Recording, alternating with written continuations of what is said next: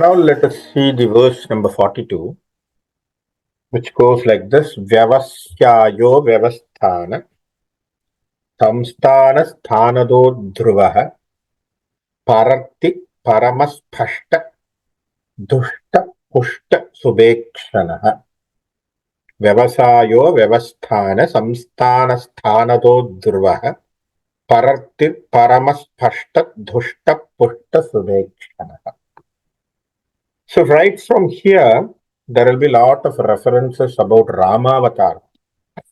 We are going to be dipping ourselves the namas relating with the Rama namas and Rama Vaibhavams. We are going to see from these verses. And also the next verse starts even straight away with the Rama, Ramo, Viramo, Virado. You can see that. So these two verses, most of the namas will be more straightly related to Rama and his Guna Vaibhavam. So let us go with the namas and then we'll understand the meaning of those namas. Vyavasayaha. Vyavasayaha. What is that? One who is firm and very resolute in the mind. One who is firm and resolute. Resolute means that who is very steady, steadfast in his own self. Who possesses the knowledge, true knowledge of self. Atmanubhavam. One who has that, he is considered to be Vyavasayaha. Because he is the person who knows the Atma. That's why he can clarify and he can give that instruction directly to whom? To Arjuna. Right? In Bhagavad Gita, he is the one. On chapter number 2, he talks about Atma, the nature of Atma, and how the Atma is the center for everything, and how you have to be in the Atma, and how you have to perform Atmavan. So he gives that, right? So Nistray Guna Bhava Arjuna, Nirdvantva, Nityasattva, Niryohakshema, Atmavan. So you be an Atmavan, you be in the firm within yourself. So because one who has that knowledge can only give that knowledge. So that means he is always there, right? So he is the one person who is always there. That's why he is called unshakable. Sthita prajna, we talk about one person called Sthita prajna, resolute intellect. What is a resolute intellect means? Who is not shaken by anything, who is not taken up by anything. Nothing will affect him. So that's why we say he is a resolute mind person. So Vyavasayaha. The next one is called Vyavasthanaha. Sthanaha means fixed, right? Which becomes the basis. Sthanaha, determination, the basis for everything. Sthitihi means sthana. Sthiti. Vyavasthano karoti iti vyavasthanaha. That means one who try to be sthitihi. Sthita means very fixed, determined, very decisive, very settled. Very important. Very settled. Who is very settled? Who is established in himself? Who is established in the self? We are talking about higher self. We are not talking about the lower self because there is a two different division in it, right? So the lower self, which is craving for your physiological needs.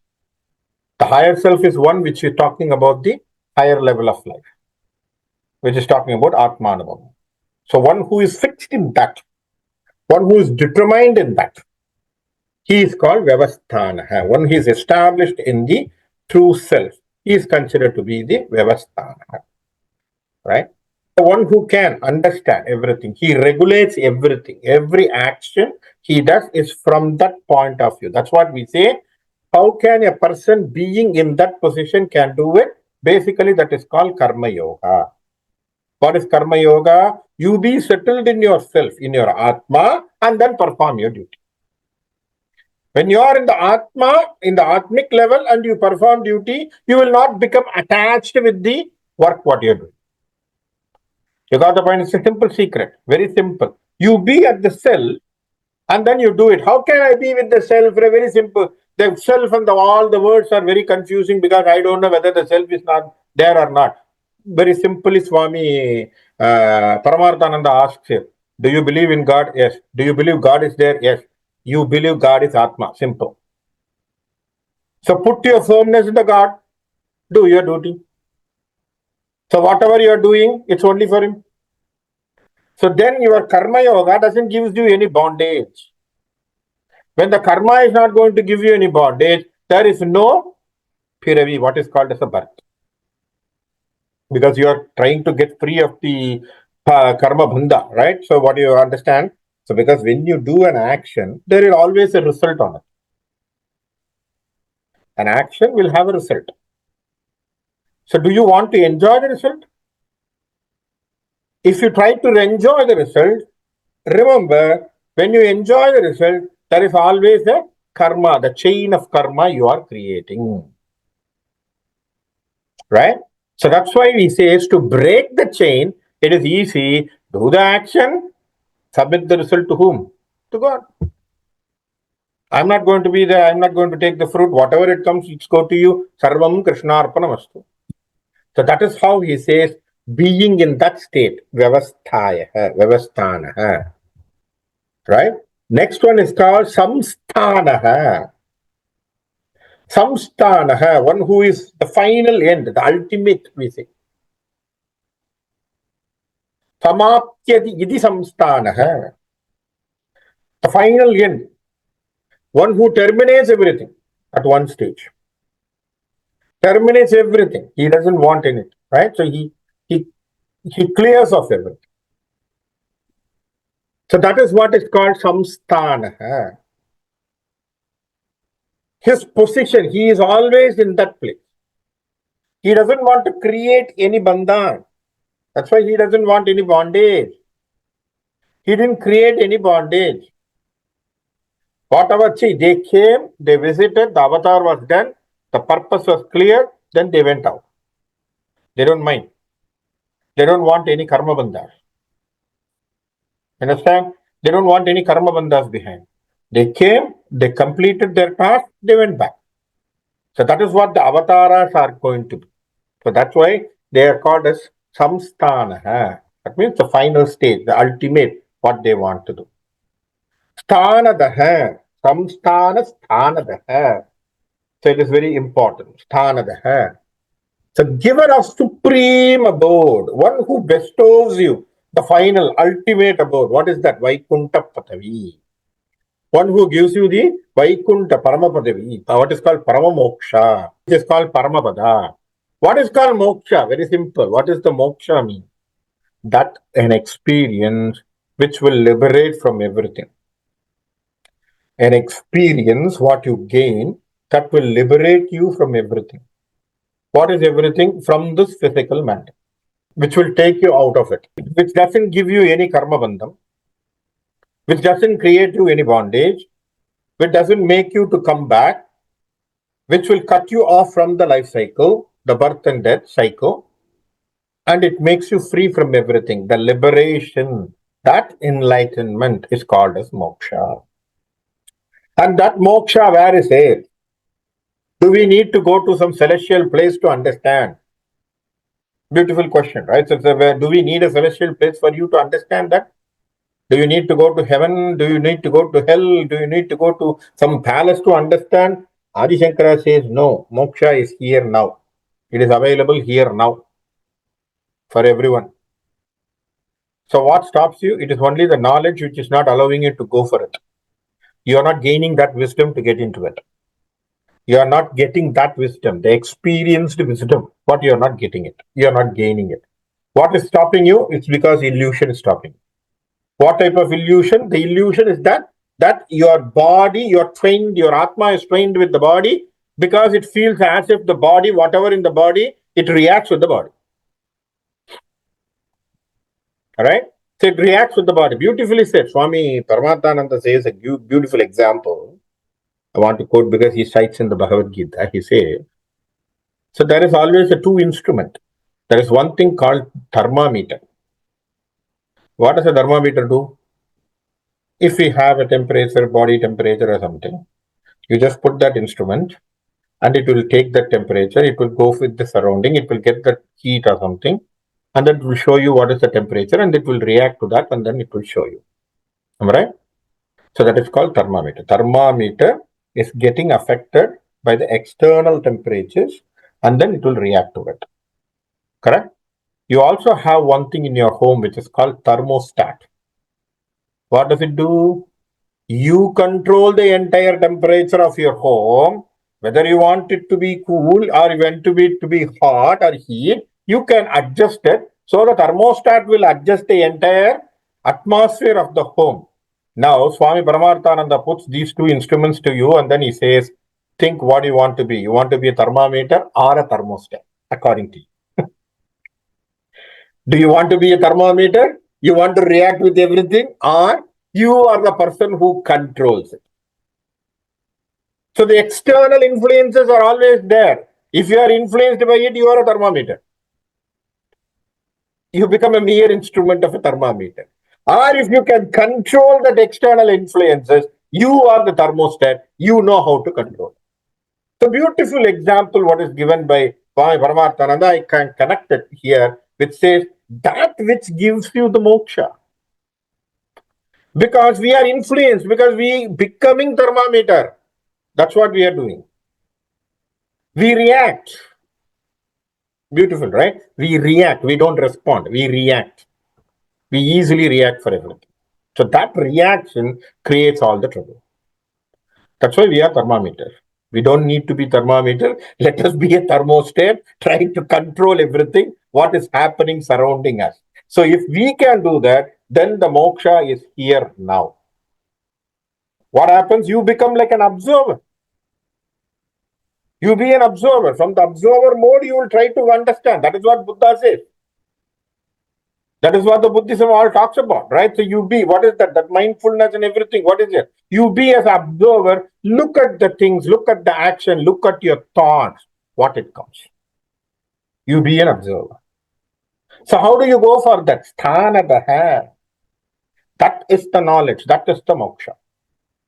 If you can get that, you can achieve that. That is what called as a sthana daha, karma palada. Dhruva hai, beautiful word. Beautiful word. There is one person by name, as one small child. In the Avatara, we say Dhruva Nakshatra, Dhruva Charitra. We all are familiar with this story. That he was supposed to sit in the father's lap, right? His stepmother told, no, you don't have that, that right to sit in your father's lap because my son only can sit and you can go. So he goes and asks his own mother, why I am not able to sit with my father.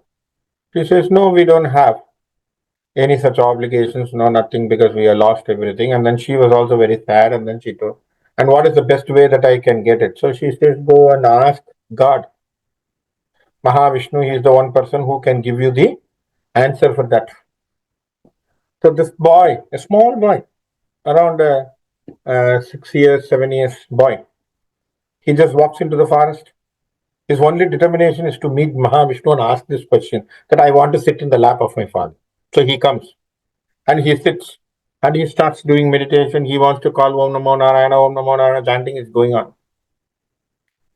So at last what happened? Mahavishnu Narayana came. He not only blessed that boy and he made him fixed in the mandala, in the Milky Way, as one of the nakshatra called Dhruva Nakshatra. What does it mean? He gave a highest mode for him. He has made him a fixed place for him. Why? How could it can be conferred to him? Because of his determination he did. He doesn't want to give it up. He wants to definitely meet, because see, it was a wild forest. He's a child, he was not scared. He was seeing tiger, he was seeing lion. All those things are running here and there. He was not even scared. He was just going. He was just walking and sitting and doing his meditation. So that was the determination what Dhruva was having. That's why we say Bhakta Dhruva. So Dhruva is one of the determined person. So Mahavishnu at last has to give him such a boon so that he is always being seen in this universe as a nakshatra, as a star, as a fixed star, that you can always look at him, get the inspiration from him daily, and then we can always think about it. That's why we say Dhruva Nakshatra. So Dhruva, that which fixed. Dhruva means fixed, stable, who remains very stable. Okay, so that's why he is called as a Dhruva. Parardihi, Parardihi. So, what is that? He is full of noble and auspicious quality. One who is full of noble and auspicious quality. Beautiful. This is where the Bhashyam, the Bhashyam means the commentators, now relates it with the Rama. Now the commentators are trying to link it with the Rama. Why they are talking about Rama, the qualities of the Rama, as narrated by Narada to Valmiki. He has got beautiful qualities which has been listed in the first Sarga itself in the Balakanta. Okay? Right from the first, who he talks, Ikshvahu Vamsaha Ramanama Janeshvrataha. That's what he starts, Narada. So who is born in the Ikshvahu Vamsa, whose name is Rama, and then he starts about his own full of Guna Vaibhavas. Total, a beautiful list of more than 30 qualities have been listed by him. And these qualities are the best qualities what have been given. These are considered to be the noble qualities what are given. Right? So that's why when you say the list of Rama Gunas, the Gunas are too much to say. The list is big. Right? So one of the Upanyasaka was talking about that. He said, Rama's gunas are Kalyana gunas. Kalyana gunas means auspicious gunas, noble gunas. So these gunas, the list is long-lasting list. But when you see the doshas means the other side, the negative of the gunas. When you see the doshas are nothing. There is zero in the Rama. So only Kalyana gunas are high, but the doshas are negative, he said. But one of the audience fellow who stood up and he said, I am also like Rama, he told. So the Upanyasaka was thinking a little bit. He sat back and then he asked him, How? How you are like Rama? Tell me. How is it possible? He said, yeah, I am also like Rama, but in opposite way. What? My dosha cannot be listed. It is long-lasting list. I have so much of bad qualities. But I don't have any gunas, it is zero gunas. Where Rama had more gunas, less dosha, this fellow had more doshas and less gunas. So he was telling, I am also like Rama in an opposite way. So that's what we say. So because of the noblest auspicious quality Rama was having. What is that? Samudra iva gambhira. See, what is the word what Valmiki? For Valmiki, Narada is giving. Samudra iva gambhira. Dhairyena himavan. Vishnuna sadrisho. Virya somavat priyadarshana. See how beautifully Rama was described. His gambhira was like a samudra, like ocean. His dhairya is like a himavan. Himavan means what? Is like a mountain, very firm. Virya is like Vishnu. His face appearance, very sweet appearance like moon. Right? Kalagni sadrishya krodhe. When he gets anger, it's not comparable, it's like pralayagni. Chamena prithvi samanaha. If he's trying to pardon, he wants to excuse. His patience is like Mother Earth. Dhanadena samasteva satya dharma ipaparaha. So when he wants to do the tyaga, it is like Kubera. Satya as dharma devata. This is the auspicious quality of Rama. So why they are talking about that? Parartihi. Auspicious quality, noble qualities of Vishnu, which cannot be just, we cannot say 1, 2, 3. It's a long lasting list. Right? So that is how they are, how they have been explicitly showing those noble qualities. Paramaspashtaha. Paramaspashtaha. He is whose greatness is explicit. Paramaha. Spashtaha. Spashtam means what? Which is very clearly seen. Right? When you talk also, they say sometimes you have to say your words spashtaha. Spashtam means very clear, clarity. Very openly, explicitly seen. So paramaspashtaha. Greatness is very explicit. Why greatness is explicit? He showed what he is. His firm determination was not only appreciated by his own kith and kins, right? It's like Rama being appreciated by Bharata, Rama being appreciated by Lakshmana, Rama being appreciated by Shatrughna. It's not a big deal. All right? Brothers appreciating the elder brother may not be a big issue because it might happen in a family. But Rama being appreciated by an enemy who got hit for the first time and he comes back and he says, who is called Maricha, he says to Ravaneshwara, who is the maternal uncle of Ravaneshwara, when Ravaneshwara says, go and take be a deceptive as a golden deer, so deceive Sita, deceive Rama, take him away so that I can abduct Sita. That's what the plan he was telling. Then he was telling that Maricha was telling very simply, Are, you don't know he is like a fire because Rama hi dharmaho vigrahavan Ramaha. Who says this word? It is Maricha. The enemy is telling this word. That is why he is considered to be the noblest of noblest. Why Rama is considered noble? Because of this reason. Because it is not a single person. See, that's what I'm saying. It is not about the person who is friend with him is talking about it. The person who is supposed to be opposite party, he is saying about him, Are, see this guy's beautiful quality. Am I right? Vali, who was killed in the hands of Rama. All right? Vali was killed in the hands of Rama. The message has gone to Tara. Tara is his wife.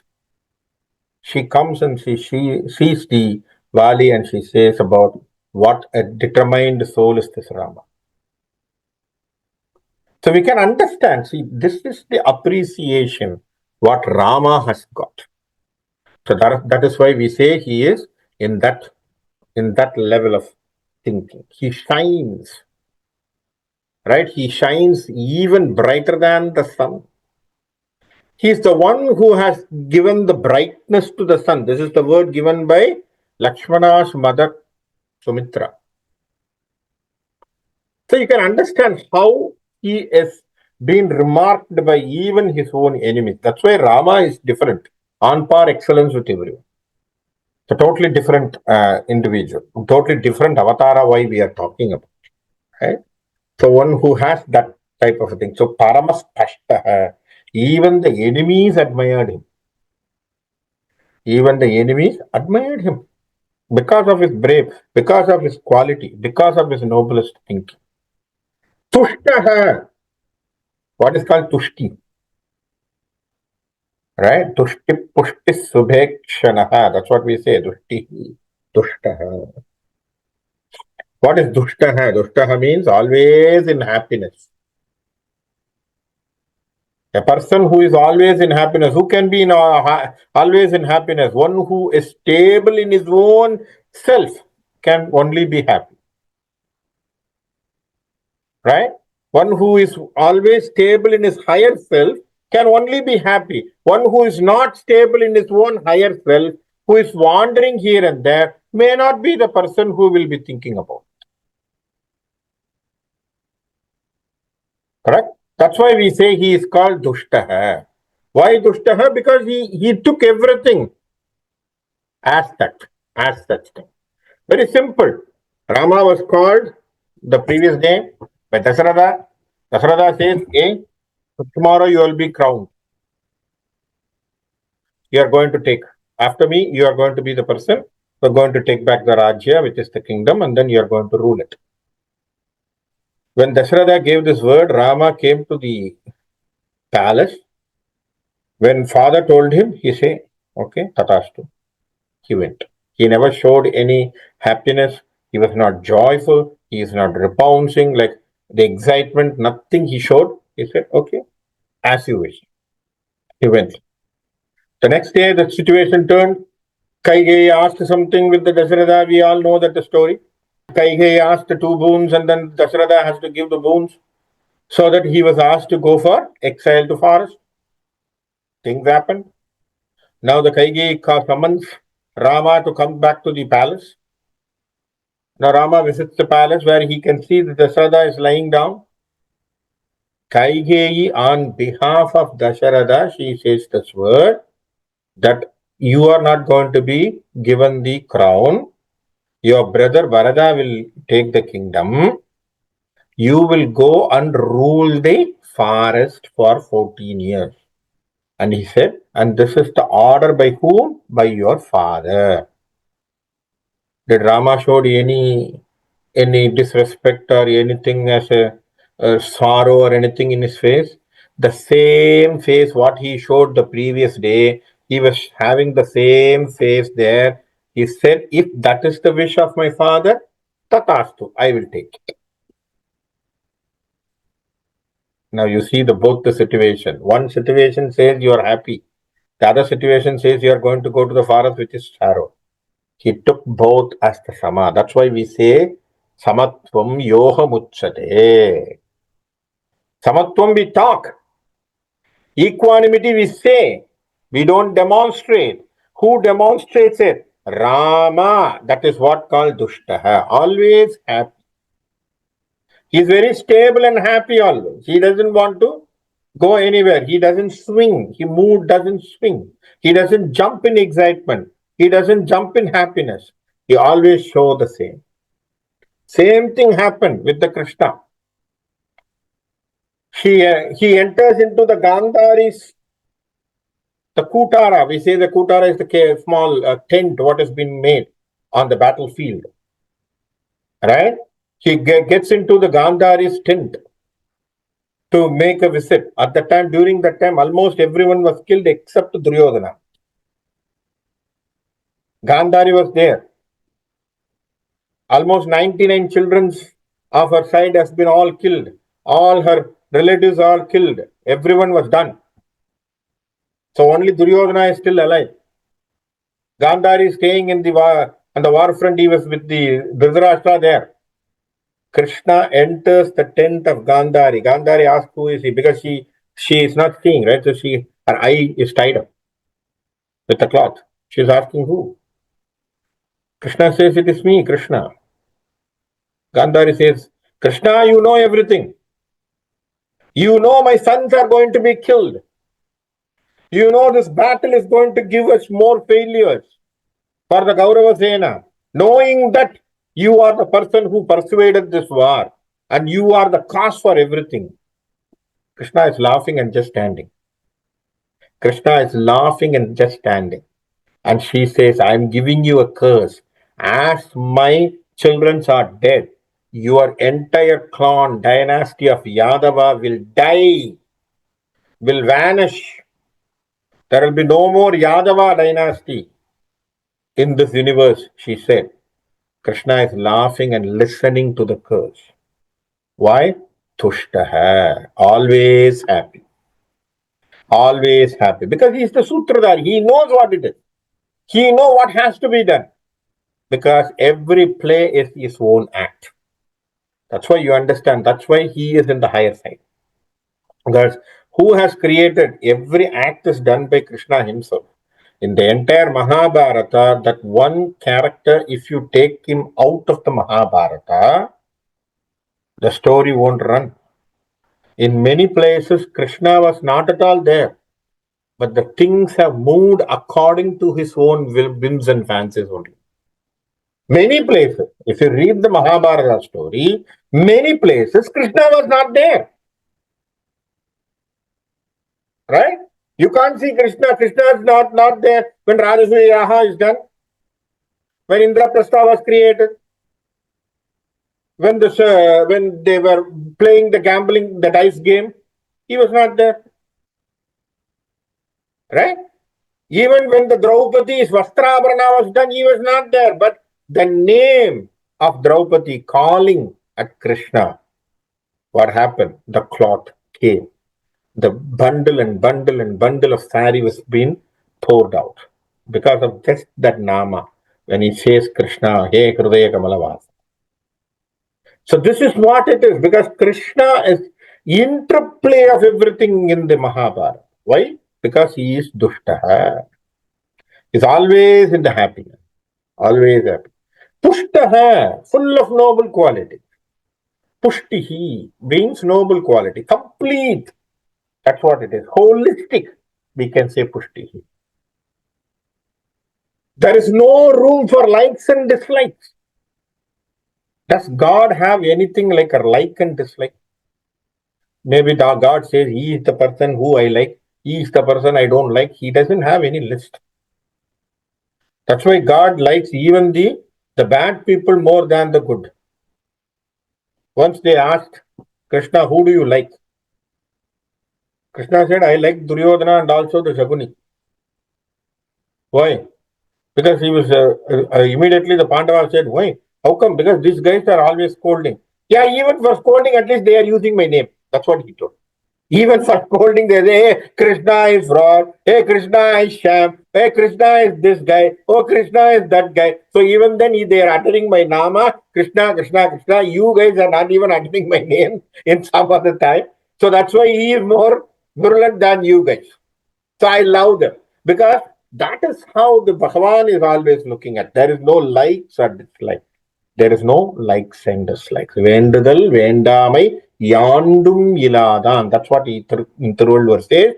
Who is the God? One who doesn't have a likes and dislikes. Vendudal, vendamai, yandum iladan. So he doesn't have both. Whether I like this guy, I don't like this guy, nothing else.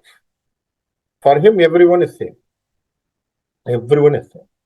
So that is how they see this world. That's how they live this world. That's why we say Pushta, who has all those noble qualities. For those, all these noble qualities, what you need to have, your eyes should be of auspicious, right? That's what the last nama say, Subha Ekshana. Akshihi means eyes, Subha means auspicious. Look only good. See only good, see no evil. That's why Baba also says, see only good, see no evil. Hear only good, hear no evil. Speak only good, speak no evil. Right? Do no evil. So this is why we talk also, we have to only say the good things. Talk no evil. Be always good. That's what he says. Hear all, do nothing. Hear all, say nothing. And what is the last word? He says, help all and be nothing. That's what Baba says the word. Help all and be nothing. Beautiful word. Where he shatters your egos very simply. If we understand the Swami's quote, there is nothing, no egos in our side. Hear all, do nothing. Give all, take nothing. Help all and be nothing. Be nothing. Simple. So that is how we have to be, because we have to have a equanimity in our eyes. So always look at the best positive things in your life. So Subhayikshana. Always remember, look at the best thing. Look at the best positive things in your life. That's why we say what type of a eye we need to have. See, this is also a story which is all very famous, popular story. Most of you might know. So Krishna once calls how he wants to differentiate between Duryodhana and the Dhritarashtra, who is Duryodhana and Yudhishthira. Duryodhana was called, and he says, go inside the town and see that can you be able to find any good person and let me know. So what happens? Duryodhana goes into the city and he comes back and he says, Krishna, no one is good. All fellows are bad. All are con peoples, all are sham. Everyone is doing all bad things and everything. Oh, okay, go, okay. Good. Now you can go. Then he calls to Yudhishthira and he asks him, Yudhishthira, can you go inside into the city and see that is there any bad people and come back? He goes, he comes back and he says, Hare Krishna, everyone is very good. Everyone is pious. Everyone is doing excellent. They are all noble and everything. And he wants to prove this point, saying that see the word, see how the eye differentiates. So that's why how we need to be. Do we need to see from the Duryodhana eye, or do you need to see from the Yudhishthira's eye? That is according to you, up to you. Because see, God gives you infrastructure, right? God gives you an infrastructure. Also, God gives you a free will. How you want to use it, up to you. You want to see always the bad things, you become the bad, the trap of a bad. You always want to see the good, you always go to the good thing. So positiveness, negativeness, according to you. So that's why he says Subha Ikshana. So you can have that auspicious sight, seeing always the good things, seeing always the best in your life. And then what you can do? You can be that highest, the highest of highest. And then you can always have that equanimity in your mind. Right? So with the glance, with sometimes by seeing the glance, right? So by just sight, looking at you. Sometimes we say Guru, from the Guru you get what you call as, we get the Upatesha, we call it as Diksha. Right? From Guru you get the Diksha. There are different types of Dikshas, they say. One is called Sparsha Diksha. What is called Sparsha Diksha? That he touches you and then he gives you Diksha. Next one is called Nayana Diksha. So you sit in front of him. He doesn't say anything. He just looks at you. The glance of Guru will change you. Just a glance of Guru. He will look at you. Done. You're done. Your papas are gone. Everything is gone. Because he will impart what knowledge you want through his glance. It's called Nayana Diksha. Why? Because they are from that noblest level. They are just looking at it. Nayana Diksha. There is third variety of Diksha, which is there called Kukura Diksha. What is Kukura? Kukura means turtle. See, what does turtle do? Turtle will try to hatch its own, the babies on the bank of the river or bank of the ocean on the other side. And it will leave them and it will go into the ocean, deep ocean, to find the food. Right? So, the mother turtle is not near there. But the mother turtle's mind, through the mind, she will send the senses and signals so that it will go and impact that baby's turtle which is there on the riverbank, which is called Kukkuda Diksha, by the thought. Consciously trying to relate with the babies. You understand? So there are different type of Dikshas. One is Sparsha Diksha, another one is Nayana Diksha, another one is Kukkuda Diksha. So Guru can impart the knowledge through anywhere. You will be blessed if he gives you Sparsha. Don't worry. Sometimes if he just look at you, he's given that Diksha. Maybe our karma is stopping it. That might be a different thing. Right? By just a glance at you, done. Knowledge is imparted to you. It's given. And sometimes, even in his own thought, if you are there, you are done. Just the Guru thinks about you. Right?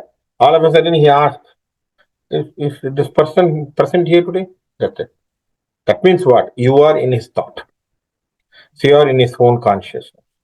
So that it's called Kukura Diksha. So these type of Dikshas can help you. So why I'm relating that is, one of the Diksha is called Nayana Diksha, where you can get the knowledge. That's what is called Subhaikshana. By just seeing, by mere seeing it, mere glancing at you. So you can get the knowledge imparted to you. So these are all some of the beautiful namas which gives you the taste of gunas and vaibhavas of Vishnu Murti, and more they relate it with the Rama.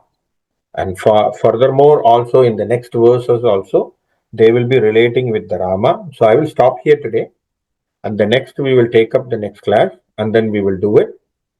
Hari Om Kayena Vacha Manasendriyarva Buddhyatmana Bha Prakrite Swabhavat Karomi Yattat Sakalam Parasmai Narayanaye Samarpayami. Hari Om.